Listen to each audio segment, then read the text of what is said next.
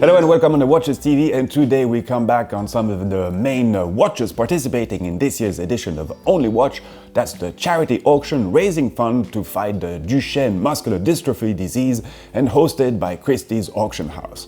So this is a biannual event, and over the years it has truly become a real benchmark for the industry. Some brands getting seriously involved, meaning developing unique timepieces for the good cause, and some taking simpler paths, but overall this has become a really good communication platform for smaller and more challenging brands, but even for big ones such as Patek Philippe, and I'll tell you why in a second. So the other day I went to Monte Carlo for the official launch of this year's edition, which took place during the Monaco Yacht Show, so I do admit that this was pretty sweet.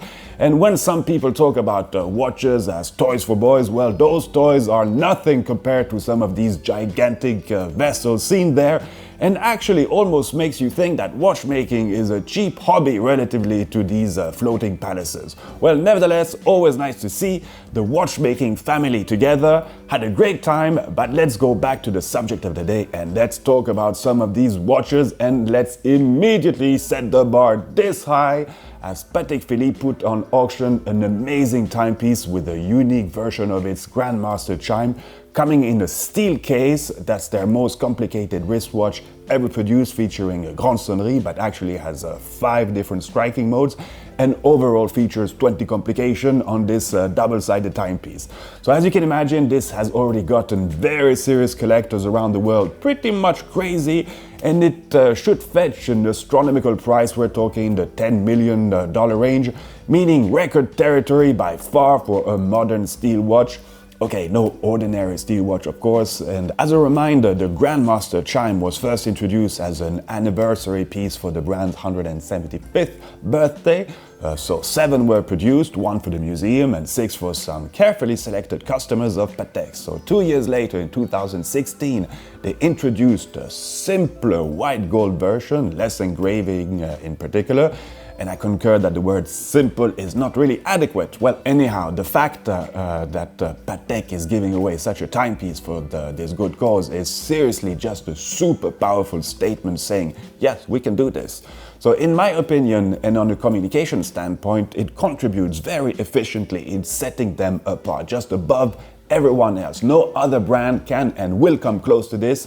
And in terms of brand values perception, this is ultimately pretty brilliant. And when I say values, this indeed encompasses both value in terms of monetary terms, but also as an extremely generous gesture, and it will get them plenty of coverage, a real win-win for everybody, the brand, the event, and most importantly, the people faced with this terrible disease, and the progress made from better funded research teams. So bravo, or chapeau, as we say in French, hats off.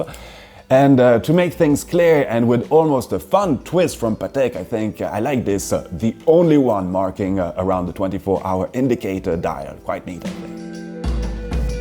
Okay, next timepiece, but we're continuing with another spectacular one as FP Journe introduced the Astronomic Blue, and what a technical marvel. So as its name implies, you have plenty of astronomical indications found on this watch. Sidereal time on the left subdial, dual time zone hour indicator on the right subdial, moon phased on the bottom left of this counter, and a central large minute hand.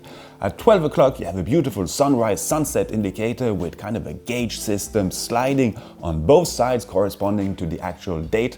Because when you flip this timepiece around, and beside the beautiful movement architecture, a real pleasure to look at, of course, well, here you will find date indication, and depending on the set date on this rotating disc, the before-mentioned sunrise-sunset slider will adapt accordingly. So on this side, you can also see an equation of time, a 60-second tourbillon, and yes, this is also a minute repeater, as simple as that. But something which is really incredible is that all the settings of the watch is operated solely by the crown, as François-Paul Journe demonstrated to me. Yeah, that was pretty cool. And yes, what an absolutely fantastic timepiece, which should also reach a very decent price, to say the least. Ferdinand Berthoud presented a unique version of the chronometer FB1 called the Night Star, and coming in a special anthracite ceramized titanium 44mm case, which gives it this really nice black gray color, something also found on the dial with this black frosted finishing, which really takes it alive with these light reflections. And talking about light, and when you flip around the Ferdinand Berthaud, well, they use sapphire bridges, which also kind of sucks in light and opens up even more this absolutely gorgeous movement. I sincerely really like it. Beautiful watch. Okay, next watch with Armstrong, who came with a unique version of their resonance watch. That's the resonance movement, meaning a movement where the two regulating organs are oscillating in resonance in order to achieve better chronometrical performances, a real technical feat. Breguet gave a nice chocolate brown version of their Type 20 column wheel chronograph with flyback function, caliber Valjoux 235, coming in a 38mm steel case, simple, classical, efficient, and the matching calfskin bracelet just works fine. Hermès presented a one-off version of their Heure de la Lune with its playful moon indication, where both date and hour and minute satellite dials circle around the center axis and hide the two moons found at 12 and 6 o'clock. So I love this watch. It is one of this year's favorite of mine, and since it was limited and both versions being sold out, well, another occasion to get one. Tudor presented a really cool black ceramic version of the Black Bay, kind of a full matte black, almost stealth looking. Super cool, and though starting estimates are low for this watch and corresponding to the market price of some Black Bay models, I wouldn't be surprised if the final price could come as a shocker like they pulled it off for the last edition of Only Watch. I mean, again, cool watch.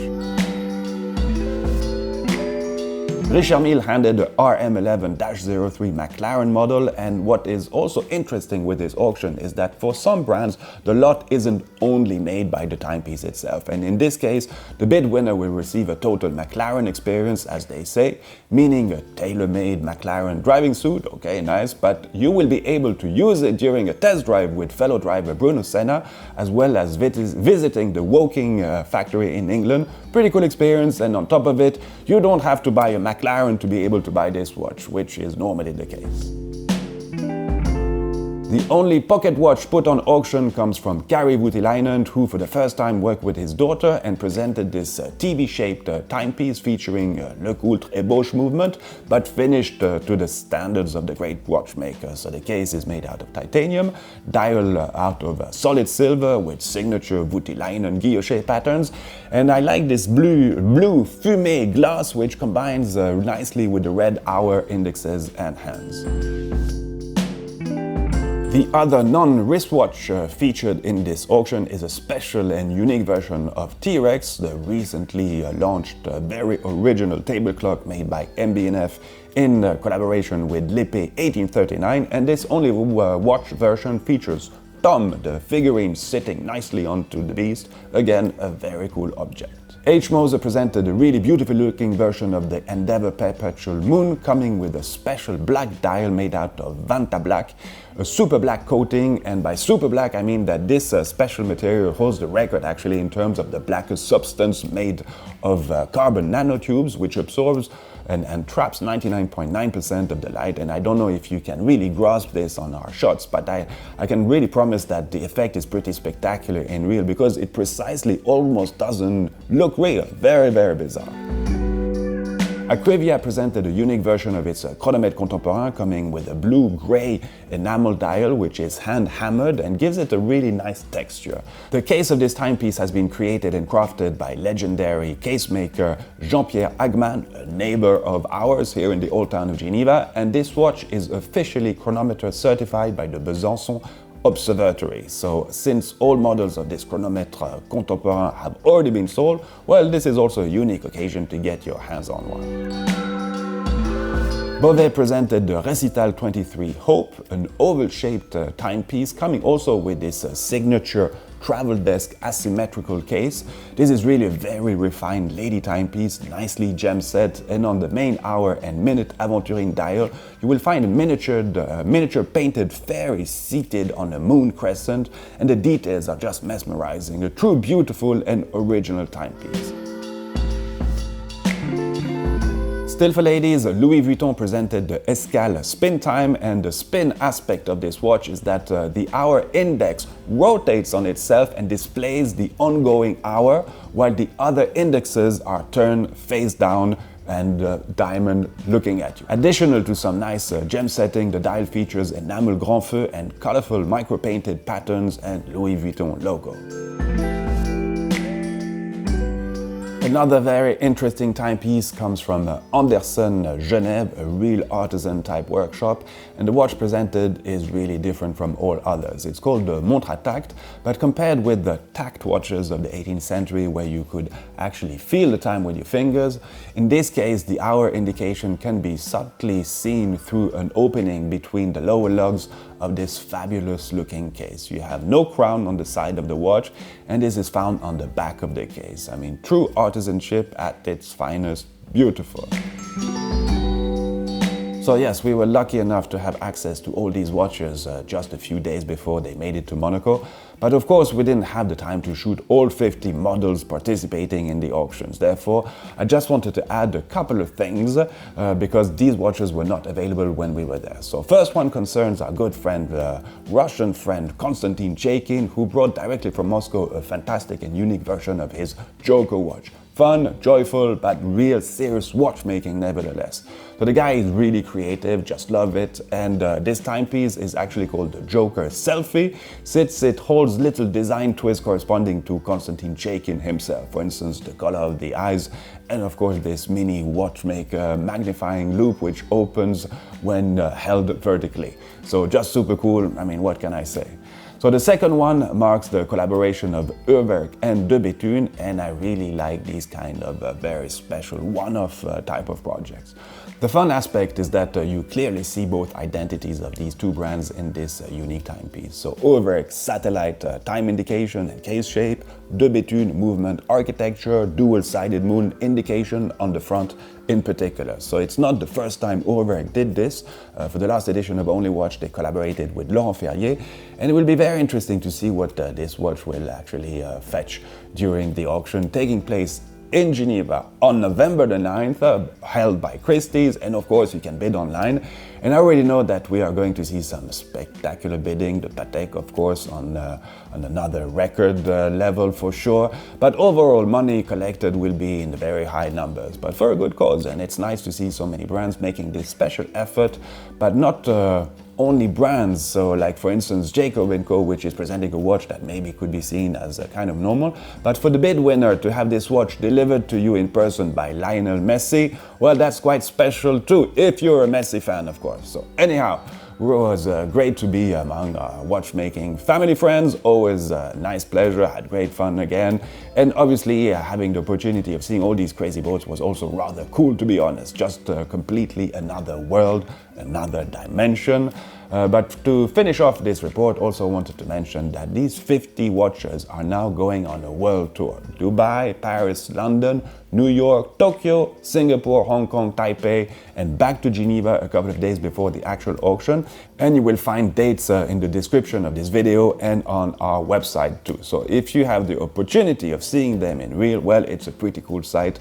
Trust me on this. So, okay, enough of Only Watch 2019. Thanks for watching. Thanks to our patrons. Hope you liked it. All the very best, and a massive Viva Watchmaking to you!